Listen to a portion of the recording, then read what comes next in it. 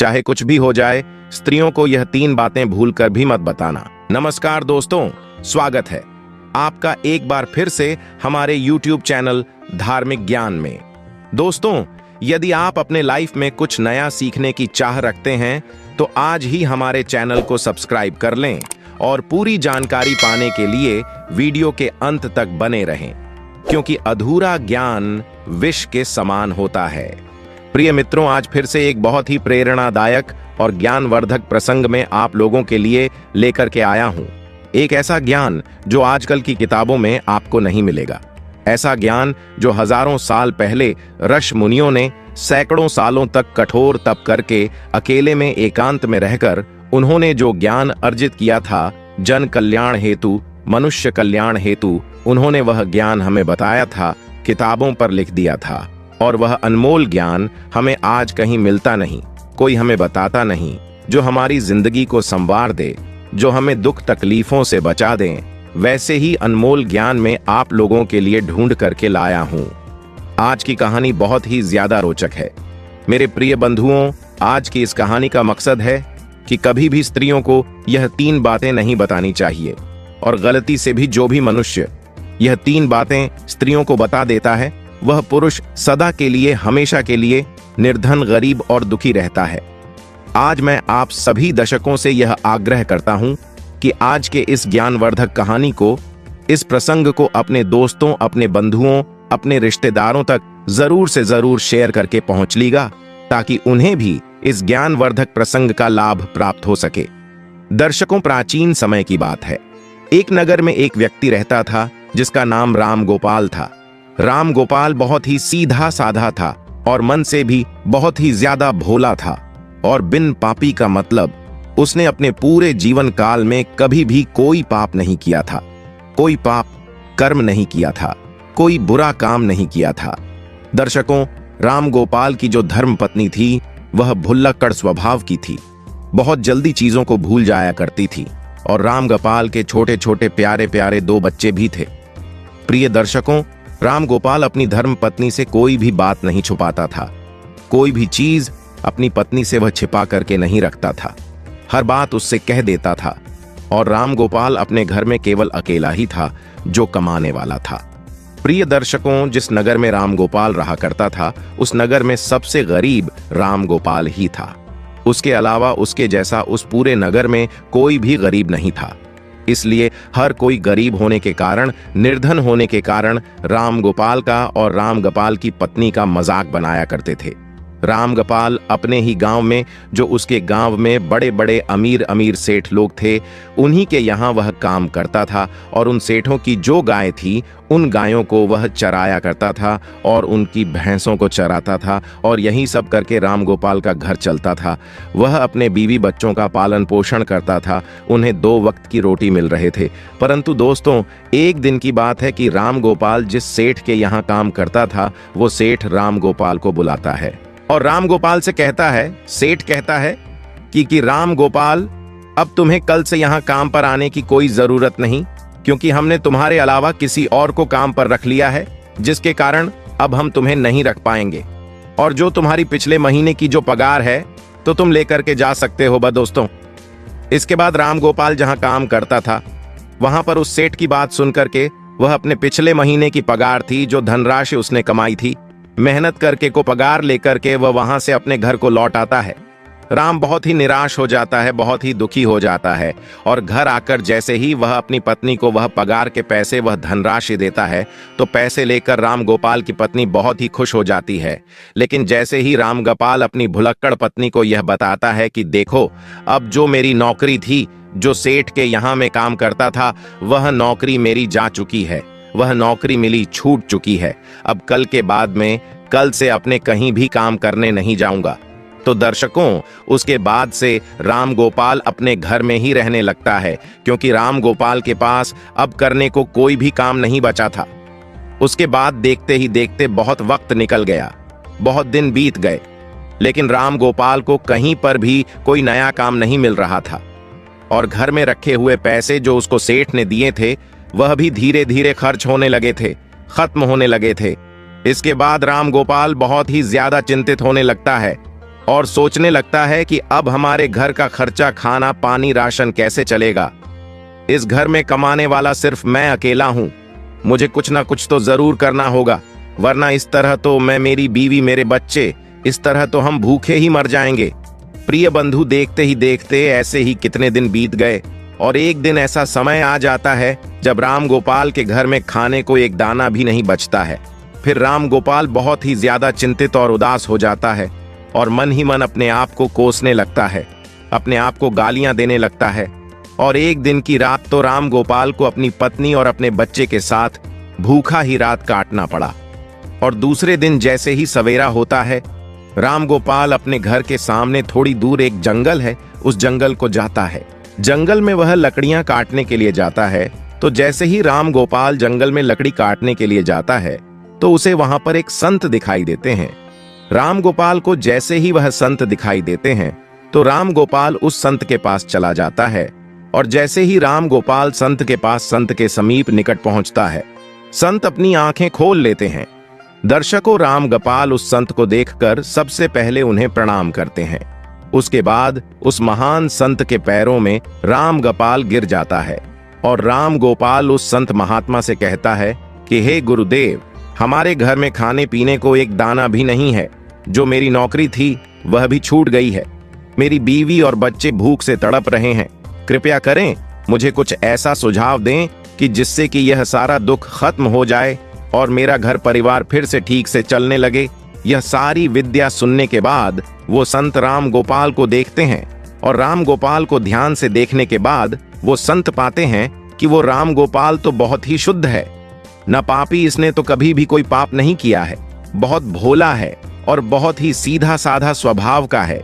उसके सीधे से भोले से स्वभाव को देखकर संत महात्मा राम गोपाल से कहते हैं कि राम गोपाल, आज मैं तुम्हें एक ऐसे पेड़ के बारे में बताऊंगा कि उस पेड़ के समीप जाकर, उस पेड़ के नजदीक जाकर के अगर तुम उस पेड़ से जो भी मांगोगे तो वह पेड़ तुम्हें ला करके देगा। एक छोटी सी लकड़ी भी अगर तुम तोड़ लेते हुए या काट लेते हैं तो वह तुरंत सोने में बदल जाएगी और इस तरीके से तुम खुशी खुशी पहले से भी अच्छे तरीके से अपने घर को चला सकते हो, अपने घर की गरीबी को दूर करके सुख समृद्धि पा सकते हो और अच्छे से रह सकते हो। इतना कुछ बताने के बाद वह संत राम गोपाल से फिर कहते हैं कि सुनो सुनो राम गोपाल, अगर यह पेड़ वाली बात तुमने और किसी भी दूसरे आदमी को बताई, किसी भी अन्य पुरुष या महिला को तुमने यह बात बताई, तो वह पेड़ फिर तुम्हें दोबारा कुछ भी नहीं देगा, वह सब कुछ देना बंद कर देगा। दोस्तों, इसके बाद राम गोपाल तो बहुत भोला था, सीधा साधा था। संत के द्वारा बताए गए उस पेड़ के बारे में जानने के बाद राम गोपाल उस पेड़ के पास पहुंच जाता है और पेड़ के नजदीक जाकर राम गोपाल को सबसे पहले अपने बीवी और अपने बच्चे की याद आ गई। तो राम गोपाल सबसे पहले उस पेड़ से, उस वृक्ष से सबसे पहले एक बोरी चावल मांगता है। जैसे ही राम गोपाल उस वृक्ष से एक बब्बोजिया चावल मांगता है तो वैसे ही तुरंत उसी क्षण झट से एक बोरी चावल राम गोपाल के सामने पता नहीं कहां से प्रकट हो जाता है, आ जाता है। उसके बाद राम गोपाल उस एक बोरी चावल को अपने घर ले जाता है और अपने भूखे बीवी और बच्चों को चावल खिलाता है और वे लोग भरपेट भोजन करते हैं। प्रिय दर्शकों, उस दिन राम गोपाल अपनी भुलक्कड़ पत्नी से यह बात नहीं बताता है, यह राज नहीं खोलता है कि उसने यह चावल की बोरी कहां से लाई है। परंतु जैसे ही राम गोपाल दूसरे दिन वापस उस वृक्ष के पास जाता है तो राम गोपाल उस वृक्ष से 5 सोने की मुद्रिका मांगता है। और जैसे ही राम गोपाल उस वृक्ष से 5 सोने की मुद्राएं मांगता है, वह वृक्ष झट से राम गोपाल के हाथों में 5 सोने की मुद्राएं अपने आप प्रकट हो जाती हैं और राम गोपाल 5 सोने की चमचमाती सिक्के अपने हाथों में देखकर, अपने हाथों में पाकर बहुत ही ज्यादा खुश हो जाता है, बहुत ही ज्यादा प्रसन्न हो जाता है। उसकी आंखें चमकने लगती हैं और बहुत ही खुश होकर वह अपने घर की ओर जाता है। घर जाकर वह अपनी पत्नी को 5 सोने के सिक्के देता है, वह मुद्राएं देता है और सोने की मुद्राएं पाकर उसकी पत्नी, उसकी स्त्री बहुत खुश हो जाती है, बहुत प्रसन्न हो जाती है। उसके मन मयूर नाच उठता है। और प्रिय दर्शकों, उसके बाद राम गोपाल अपनी पत्नी को सारी बातें बता देता है जो बताने के लिए उस संत ने राम गोपाल को मना किया था। क्योंकि राम गोपाल की पत्नी जैसे ही राम गोपाल के हाथ में वह 5 सोने की चमचमाती मुद्राएं देखी तो वह राम गोपाल से पूछने लगी, जिद करने लगी कि बताओ, यह 5 सोने की मुद्राएं तुम कहां से लेकर के आए हो, किसने तुम्हें दिया है? तो राम गोपाल तो भोला था, वह अपनी पत्नी को सारी बातें बता देता है। प्रिय दर्शकों, उसके बाद राम गोपाल अपनी पत्नी से कुछ भी नहीं छुपाता है, सब कुछ बता देता। लेकिन राम गोपाल को इस बात का भी अच्छे से पता था कि उसकी पत्नी भुलक्कड़ स्वभाव की है। वह सारी बातें अपने पड़ोसियों में बता देती है, जो भी उसे कुछ पूछता वह उसे बता देती है। मगर वह सारी बातें भूल करके राम गोपाल उसके बावजूद भी सारी चीजें, सारी बातें अपनी पत्नी को कह देता है। दोस्तों, राम गोपाल हर दिन उस वृक्ष के पास जाता और उस वृक्ष से 5 सोने के सिक्के, 5 सोने की मुद्राएं मांगता और वह वृक्ष उसे 5 सोने की मुद्राएं दे देता और वह सारी मुद्राएं लेकर के घर को आ जाता। फिर दोस्तों, एक दिन की बात है, राम गोपाल अंत में उस वृक्ष से एक दिन हजारों सोने के सिक्के मांगने लगता है और जैसे ही राम गोपाल उस वृक्ष से 1000 सोने के सिक्के मांगता है तो उसी क्षण झट से एक पूरी बोरी भरकर सोने के सिक्के, सोने के 1000 से कोसे भरी एक बोरी उसके सामने प्रकट हो जाती है। तो फिर राम गोपाल उस एक बोरी सोने के सिक्के को अपने बैल की पीठ पर रखकर अपने घर को ले आता है। दोस्तों, उन सोने की मुद्राओं को पाकर और अश्वविद्वान संत की संत का आशीर्वाद पाकर राम गोपाल देखते ही देखते बहुत धनवान हो गया, बहुत समृद्ध हो गया, बहुत सुखी हो गए। राम गोपाल के पास बहुत सारा धन हो गया और राम गोपाल जिस सेठ के यहाँ नौकरी करता था, जिससे वे राम गोपाल को नौकरी से निकाला था, उस सेठ से भी ज्यादा तरक्की राम गोपाल कर जाता है। यह सब देखकर राम गोपाल के सारे गांव वाले, सारे अड़ोस पड़ोसी एकदम दंग रह गए हैं और वह सब सारे सोचने लगे कि इतना भोला भाला यह राम गोपाल, इतना सीधा सा छोटा सा काम करने वाला यह राम गोपाल इतना धनवान कैसे हो रहा है? इसके पास इतना धन कहां से आ रहा है? उसकी सारे अगल बगल के लोग, अड़ोस पड़ोसी गांव वाले उससे जलने भी लगे, उससे ईर्ष्या करने लगे। दशकों राम गोपाल से कोई भी जब यह प्रश्न पूछता कि तू इतनी धनवान, इतनी जल्दी धनवान तुम कैसे हो रहे हो, तो वो राम गोपाल किसी को भी सच नहीं बताता था, क्योंकि राम गोपाल को यह बात याद थी कि उस विद्वान संत ने राम गोपाल को या पेड़ वाली, यह वृक्ष वाली बात किसी को बताने से उन्होंने मना किया था। परंतु वह गांव वाले, वह अड़ोस पड़ोसी भी बहुत चतुर थे। वह राम गोपाल को छोड़कर कि यह बात राम गोपाल की पत्नी से पूछने लगे। तो दोस्तों, आप लोग तो पता है कि जो राम गोपाल की पत्नी थी वो बहुत ही भुलक्कड़ स्वभाव की थी, उसके मन में कोई बात नहीं छिपती।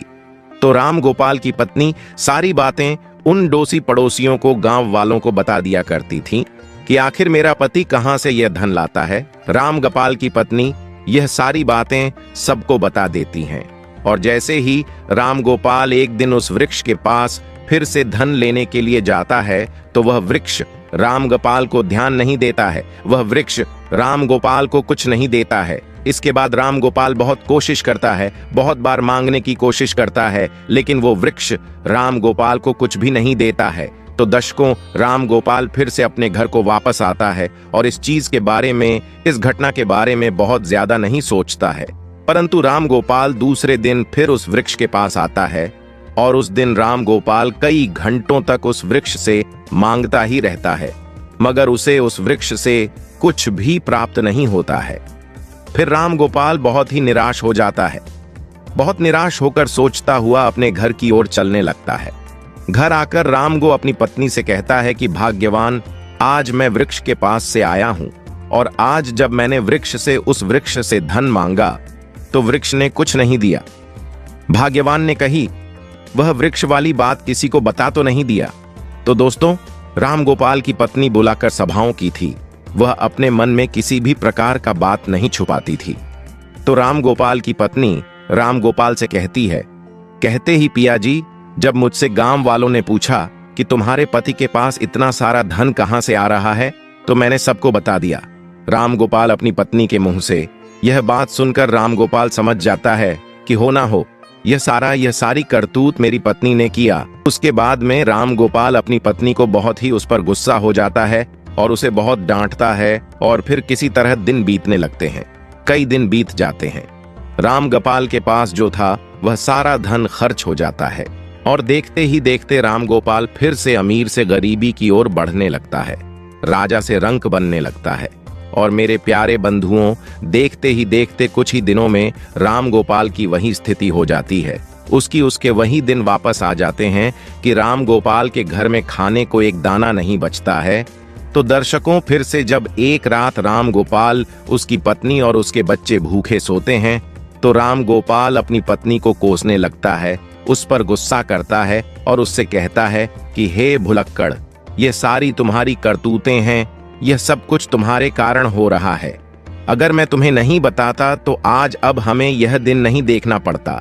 फिर एक दिन राम गोपाल उसी संत को ढूंढने के लिए वापस जंगल की ओर जाता है, परंतु बहुत खोजने पर भी, बहुत ढूंढने पर भी राम गोपाल को वह संत, वह साधु दोबारा नहीं नजर आते हैं।